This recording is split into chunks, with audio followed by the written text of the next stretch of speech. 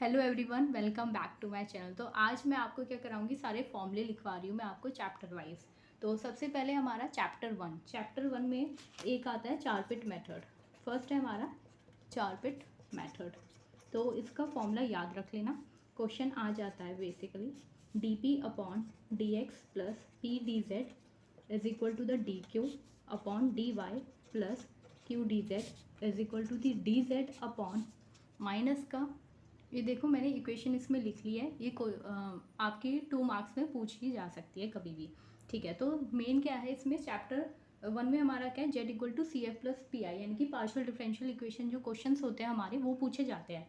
तो उसमें क्या होता है, बच्चों को पता ही नहीं चल पाता है स्टूडेंट्स को कि पी आई हमें कौन सा लगाना है। तो मैं क्या कर रही हूँ, कुछ पार्ट्स में डिवाइड कर रही हूँ।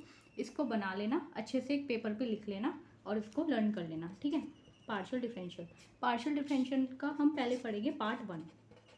अब देखो पार्ट वन में क्या है, केस वन ले लो या पार्ट वन ले लो, आपकी चॉइस है। तो मैंने लिया साइन 2x प्लस 3y, फिर कॉस 2x प्लस 3y, ई की पावर 2x प्लस 3y और 2x प्लस 3y।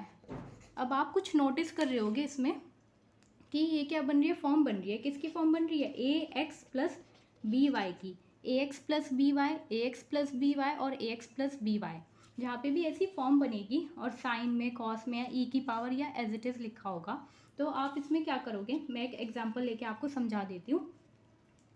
जैसे आपका है D square plus D into D dash plus D dash का स्क्वायर। ठीक है, तो इसका आपको पार्शियल डिफरेंशियल निकालना है। ठीक है, क्वेश्चन आपका ये है। तो इसमें क्या कर रही हूँ मैं, बस डायरेक्ट पी आई निकाल के दिखा रही हूँ आपको। सी एफ तो आप बहुत ईजी है, सी एफ तो आप फाइंड आउट कर लेते हो, लेकिन पी आई में कंफ्यूज हो जाते हो। तो जब भी ये फॉर्म आएगी साइन, कॉस और ई की पावर ए एक्स प्लस बी वाई और ये ए एक्स प्लस बी वाई, तो देखो इसमें क्या करना है आपको, लिखना 1 upon D square plus D into D dash plus D dash का स्क्वायर, फिर into sine 2x plus 3y। ठीक है, तो आप क्या करोगे, इसमें d को तो 2 ले लोगे और इस d डैश को आप 3 ले लोगे। बस क्या करना है इसमें, और इसकी हाईएस्ट जो डिग्री है वो है 2, यानी कि 2 बार इंटीग्रेशन करोगे। 1 d की जगह 2 का स्क्वायर प्लस जहाँ पे भी d है वहाँ पे 2 लिख दोगे और d डैश की जगह आप 3 लिख दोगे। ठीक है, और यहाँ पे इंटीग्रेशन कर दोगे साइन 2x प्लस 3y का 2 टाइम्स। बस इतना याद रखो, मैं छोटा सा बस एक एग्जाम्पल बता रही हूँ आपको। ठीक है, अब इसके बाद जो है, ये पार्ट वन हो गया हमारा। इसके बाद हम चलते हैं पार्ट टू पे। ठीक है, स्क्रीनशॉट लेना है तो आप ले सकते हैं, मैं शो कर रही हूँ। पहले चारपिट मेथड है, फिर उसके बाद है हमारा पार्ट वन में साइन की फॉर्म में जो आएंगे हमारे क्वेश्चंस। ठीक है, साइन आ गया है, कॉस और ई की पावर या ये वाला ए एक्स प्लस बी वाई। ठीक है, मेन बेस क्या है आपका, ए एक्स प्लस बी वाई आपको याद रखना, और इसमें ये मेथड लगेगा, इसको याद रख लेना। ठीक है, अब मैं आगे चलती हूँ। ठीक है, पार्ट टू क्या है हमारा, एक्स और वाई की फॉर्म में। अगर आपको क्वेश्चन में एक्स और वाई की फॉर्म में दे रखा है तो आप कैसे करोगे। सबसे पहले डी को क्या लिखते थे हम, एम लिखते थे, और डी डैश को हम लिखते थे 1। तो M cube minus 1 is equal to 0। मैं इसका सी एफ भी फाइंड आउट करके दिखा रही हूँ क्योंकि ये इंपॉर्टेंट है। तो आप लिख सकते हो M is equal to the 1 omega and omega square. ये इंपॉर्टेंट क्वेश्चन है। ठीक है, तो आपका सी एफ आ जाएगा यहाँ से। तो सी एफ भी मैं लिख के दिखा देती हूँ, f1y plus x plus f2y plus W x plus f3y plus W x, और ये स्क्वायर आएगा डब्ल्यू स्क्वायर। ठीक है, तो आपका सी एफ तो निकल गया। अब मुझे निकालना है पी आई। कौन सी फॉर्म है, एक्स और वाई, जहाँ पे भी आपको एक्स स्क्वायर वाई स्क्वायर या एक्स वाई मतलब मल्टीप्लीकेशन दिखे एक्स वाई का। ठीक है, एक्स की पावर m ले लो और y की पावर n ले लो एज इट इज़। ठीक है, तो अब देखो इसका पी आई कैसे निकालते हैं, बहुत इंपॉर्टेंट है, ध्यान से देखना।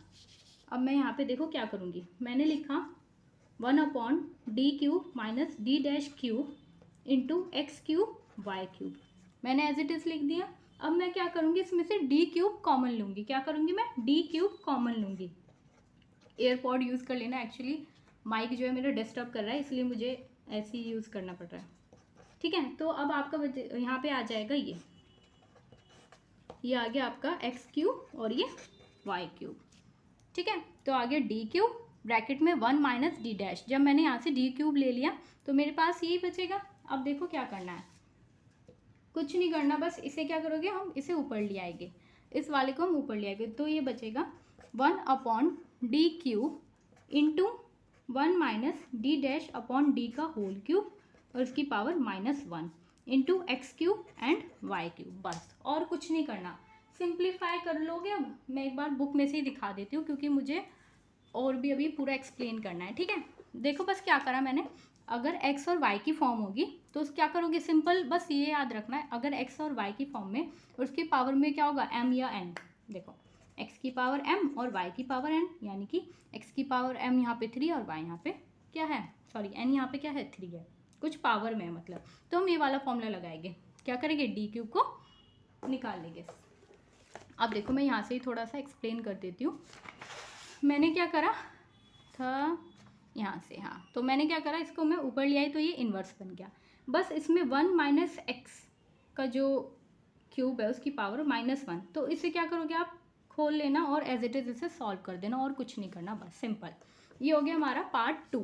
अब मैं पार्ट 3 ले रही हूँ, इंपॉर्टेंट है पार्ट 3, ठीक है। तो देखो पार्ट 3 में क्या है, general method to find the PI।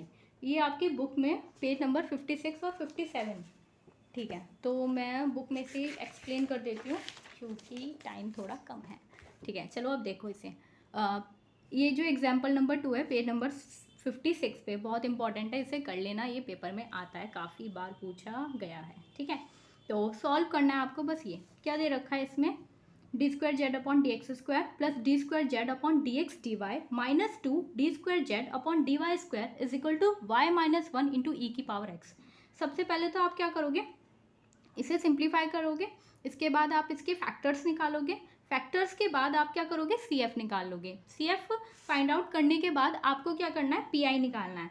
बस इसमें ये वाला क्वेश्चन याद ही कर लेना, याद क्या, अच्छे से समझ लेना, वही इंपॉर्टेंट है। तो इसके फैक्टर्स स्प्लिट कर दिया आपने, फिर क्या करोगे आप, मैं आपको ये करके दिखा देती हूँ क्योंकि इंपॉर्टेंट लग रहा है मुझे ये, ठीक है। तो मैं यहाँ पे लिख देती हूँ d² प्लस, अब देखो मैंने लिख लिया, ठीक है। मैं यहाँ से फैक्टर्स स्प्लिट करूँगी तो m की वैल्यू आएगी 1 और -2। मैं डायरेक्ट CF लिख रही हूँ यहाँ पे y1 y plus x plus f2 y minus 2x, okay. अब देखो क्या करना है, बस मेरा मेन है मोटिव आपको PI बताना, कि क्योंकि बच्चे बहुत ज़्यादा कंफ्यूज होते हैं कि उनको पता ही नहीं चल पाता कौन सा फॉर्मूला यहाँ पे हमें पुट करना है।